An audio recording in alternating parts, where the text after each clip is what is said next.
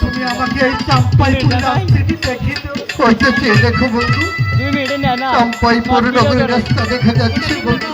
ঠিক আছে বন্ধু, তুমি ওই রাস্তা ধরে চাম্পাইপুর নগরে চলে যাও। ওই তো ওই রাস্তা ধরে আমি চাম্পাইপুর চলে যাবো। বিদায় বিদায়।